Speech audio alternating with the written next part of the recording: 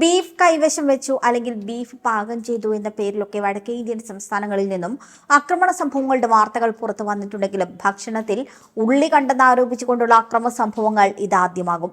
ഉത്തർപ്രദേശിലെ മുസഫർനഗർ ജില്ലയിലാണ് ഭക്ഷണത്തിൽ ഉള്ളി കണ്ടെന്ന് ആരോപിച്ചുകൊണ്ട് കൻവാർ തീർത്ഥാടകർ ഹോട്ടൽ തല്ലി തകർത്തത്.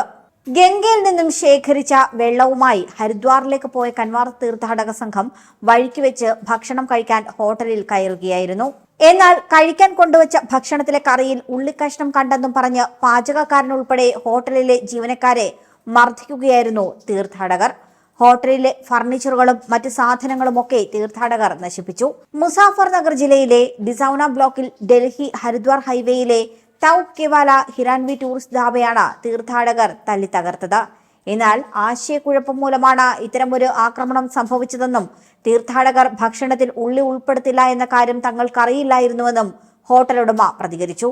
കൻവാർ യാത്രാ വഴിയിലുള്ള ഹോട്ടലുകൾ നെയിം പ്ലേറ്റുകൾ പ്രദർശിപ്പിക്കണമെന്ന് ഉത്തർപ്രദേശ് സർക്കാർ ഉത്തരവിട്ടതിന് തൊട്ടു പിന്നാലെയായിരുന്നു ഇത്തരമൊരു ആക്രമണ സംഭവം. ശിവഭക്തർ ലളിതമായ ഭക്ഷണം കഴിക്കുന്നതുകൊണ്ട് കറിയിൽ ഉള്ളി കണ്ടാൽ അവർ അസ്വസ്ഥരാകുമെന്നാണ് പോലീസ് മേധാവി പറഞ്ഞത്. സംഭവത്തിൽ നിരവധി പേർക്കാണ് പരിക്കേറ്റവരെ അടുത്തുള്ള ആശുപത്രികളിൽ പ്രവേശിപ്പിക്കുകയും ചെയ്തു. അതേസമയം ഉത്തർപ്രദേശിൽ കൻവാർ യാത്ര നടക്കുന്ന വഴിയിലെ കടയുടമകളോട് അവരുടെ പേരുകൾ പ്രദർശിപ്പിക്കാൻ ആവശ്യപ്പെട്ട മാർഗനിർദ്ദേശങ്ങൾ താൽക്കാലികമായി നിർത്തിവെച്ച് സുപ്രീം കോടതി ഉത്തരവിട്ടു. ഇരു സർക്കാരുകളുടെയും നിർദ്ദേശങ്ങൾ നടപ്പാക്കുന്നത് നിരോധിച്ച കോടതി ഭക്ഷണശാലകളിൽ ഏത് തരത്തിലുള്ള ഭക്ഷണമാണ് വിതരണം ചെയ്യുന്നത് എന്നത് പ്രദർശിപ്പിക്കണമെന്ന് വ്യക്തമാക്കി. അതായത് ഉടമകൾ അവരുടെ ഭക്ഷണശാലകളിൽ വിളമ്പുന്ന ഭക്ഷണത്തിന്റെ പേരുകൾ മാത്രമേ പ്രദർശിപ്പിക്കാവൂ എന്നാണ് സുപ്രീം കോടതിയുടെ ഇടക്കാല ഉത്തരവിൽ പറയുന്നത്. ജസ്റ്റിസുമാരായ ഋഷികേഷ് റോയി, SBN ഭട്ടി എന്നിവരടങ്ങിയ ബെഞ്ചാണ് നെയിം പ്ലേറ്റ് ഉത്തരവ് പുറപ്പെടുവിച്ച് ഉത്തർപ്രദേശ്, ഉത്തരാഖണ്ഡ്, മധ്യപ്രദേശ് സർക്കാരുകൾക്ക് നോട്ടീസ് അയച്ചത്. ഉത്തർപ്രദേശ് സർക്കാരിന്റെ ഉത്തരവിനെ ചോദ്യം ചെയ്ത് association of protection of civil rights എന്ന NGO സംഘടന സമർപ്പിച്ച ഹർജി പരിഗണിക്കുകയായിരുന്നു ബെഞ്ച്. ഹർജിക്കാരന് വേണ്ടി ഹാജരായ മുതിർന്ന അഭിഭാഷകൻ അഭിഷേക് മനു സിംഗ്വി ഈ നീക്കത്തിന് പിന്നിൽ യുക്തിസഹമായ ബന്ധമില്ല എന്ന് വാദിക്കുകയും ചെയ്തു.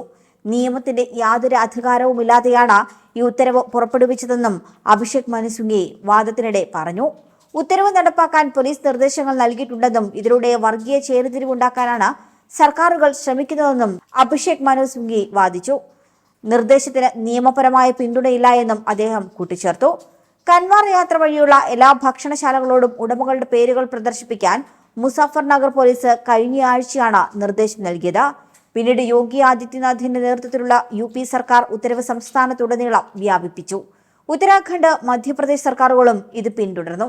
ഈ നീക്കം പ്രതിപക്ഷത്തു നിന്ന് മാത്രമായിരുന്നില്ല. JDU, RLD എന്നിവയുൾപ്പെടെ ചില NDA സഖ്യകക്ഷികളിൽ നിന്ന് പോലും തിരിച്ചടിയുണ്ടാക്കി. ഭക്ഷണശാലകളുടെ ഉത്തരവ് വർഗീയവും ഭിന്നിപ്പിക്കുന്നതാണെന്നും മുസ്ലിങ്ങളെയും പട്ടികജാതിക്കാരെയും അവരുടെ ഐഡന്റിറ്റി വെളിപ്പെടുത്താൻ നിർബന്ധിച്ച് ലക്ഷ്യമിടുന്നതാണെന്നും പ്രതിപക്ഷം ആരോപിച്ചു.